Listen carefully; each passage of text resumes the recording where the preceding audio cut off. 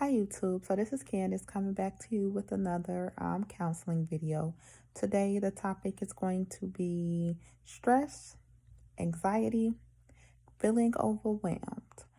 I'm going to leave it at those three topics and then we can follow up with depression. So stress, anxiety, and feeling overwhelmed.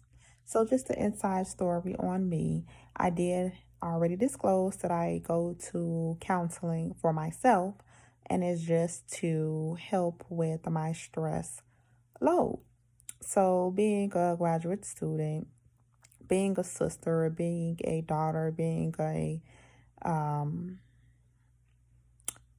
any family member, being a part of any organization, or just anything extra, being an employee is comes with stress. So everything you do in life has some type of degree of stress in one shape or form.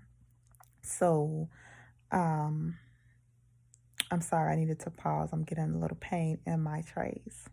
So anyway, so let's go. So any type of situation in life, any type of job, any type of family relations, any type of school relations, just anything in life, any type of finances can bring you stress, anxiety, can bring you um, feeling overwhelmed. And it's okay. And especially as a Black culture and not expressing how we feel because we are told to be strong. We are told to handle our problems by ourselves, not to talk to anyone. And I am very, very big on religion. However, for people who do not believe in religion and do not have that support system, um, so yeah, you may not seek that support from religion or from a higher power. So what can you do to deal with your stress levels? What can you do to deal with your anxiety? What can you do to help feeling overwhelmed? So, um, some of the things I hear typically in these sessions, and it's kind of like hints. Oh, I just need a break. I can't take it anymore. It's really a lot going on right now for me. Um, I just need a moment. Those are common lines, and it's plenty more of the lines that I hear that gives me just an indicator that there may be something going on or lots of things going on at once with the client, and that gives me that leeway to kind of go a little farther. So, what do you mean? What's going on with you? What are some of the things that's bothering you? Um, I noticed that you said you are feeling overwhelmed. What do you mean by that? So typically with these questions, often it leads to me asking, okay, so take me through a typical day of your routine. And it may be when they wake up, when they start work, to the time that they arrive home. And sometimes just listening to people's schedule. Oh, I went to work. Um, I then went to take care of my mom. She's 90 years old and she has dementia. So I take care of her and I cook and I clean. And by that time, I'm back home at 9 and I'm relaxing and I'm helping my kids with their homework, or I'm cooking and I'm cleaning, or I'm prepping for tomorrow. And I usually don't go to bed till 1. So, yes, if you're having days like these, or even if you're not taking care of anyone or anything, but if you're having an extended day or even a short day and if a lot going on, it's very normal to feel overwhelmed. The thing is, do you have those moments once you're overwhelmed, once you're stressed, once you're feeling anxious about a situation to relax? Now, I will say one thing with anxiety.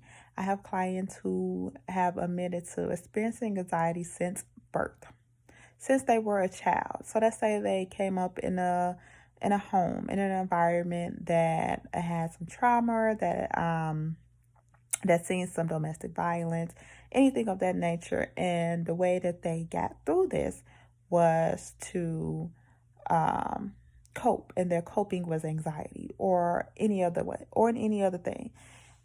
So I typically hear with anxiety that I just can't relax. I never could relax.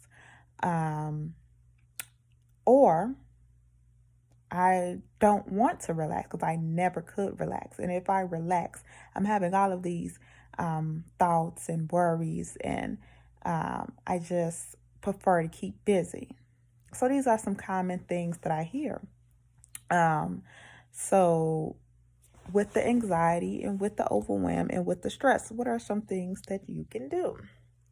So I know we talked about techniques like deep breathing in the first and second video regarding anger, regarding, yeah, we also talked about love and self esteem. But the deep breathing is also good for anxiety, it's also good for stress, it's also good for feeling overwhelmed. Why is that? Because with all three of these topics, we can do some relaxation techniques. So with relaxation techniques, you could do the deep breathing. So that's breathing in and out, fully in and out, slow breaths. Also, another technique is muscle. So just releasing your muscles. So you may be sitting down, you may be standing up, and these are things you can do that others will not even notice that you're doing. So things like a stress ball, when you are holding things like something that's foam or something that's soft, and you can just squeeze it like a stress ball. Very beneficial. I've done this in the past when I've been losing patience or anything of that nature. That's also something good if you're feeling anxious or you're losing patience or anything like that. So we did the stress ball, we did the deep breathing, relaxing your muscles. So if you're in the chair, just sitting straight up, or if you're sitting down and you're feeling some tightness in your legs or in your feet, just lifting your feet, extending them, extending your legs, tightening up your calves and releasing, as well are some examples of muscle relaxation. Doing your shoulders, doing your arms, different ways, pulling your fingers through, opening, closing your hand, just several things you can do when you're feeling any type of tightness. So we did the relaxation techniques. Also, when we're talking about anxiety, another form is panic attacks. And I know we all seen the cliche using a paper bag to breathe in and out, which goes back to the deep breathing. And a lot of people, well, I actually had a client who did have panic attacks, and he did not report any recent ones. However, his thought was to let the panic attacks ride out. And I wanted to ask him, I did ask him, what did that mean and what did that look like for him? And he just basically said, just letting the panic attacks happen. Now, in that moment, it's a state of panic, right? Your heart is fluctuating, it's pounding several times a minute, you're sweating, you may be feeling difficulty of breathing. So it is a very difficult moment to experience. However, it's always good to remember that in that moment, you are going to be okay. It is not a life threatening situation. And to know what you're experiencing helps you to relax. So, in that moment, you can do the deep breathing, that's fine. You can do the counting as well. And just knowing that you will be fine ever after. So, in that sense, like my client said, just writing it out and knowing that you are okay may be fine in that instance. So we did the relaxation techniques. We can do CBT as well for stress, anxiety, feeling of overwhelmed. So CBT is cognitive behavior therapy. And basically it is both the behavior and cognition that you're looking at. So you're looking at your behavior and also what are you thinking? And it's applied in both the theory. So in this theory, you're looking at irrational beliefs. So you're thinking, you're we're looking at negative beliefs and turning them to positive beliefs. We're looking at, are you having any beliefs that do not seem rational? So as I mentioned in the last video, feeling that everyone is against you may be possible. However, it may not be rational. We all typically have a support system, one person or something we can rely on to trust in, or to be our support system. So if you're thinking everyone is out to get me, that may be identified as a irrational belief. And let's say how that can be turned around. So instead of saying everyone is out to get me, you can be saying everyone is concerned about me. So turning the negative into a positive is the major thing in CBT. We also talked about the ABC model, which is the activation, belief, and consequence last video. How we can apply that model. If you missed it, feel free to go back. It can be applied to so many situations. And then also with this model, you're looking at the negative views of not only yourself, you're looking at the views of others, you're looking at the negative views for your future. So you're changing all three concepts in one: yourself, your others, and then your future. So you're changing all of the negative to positive.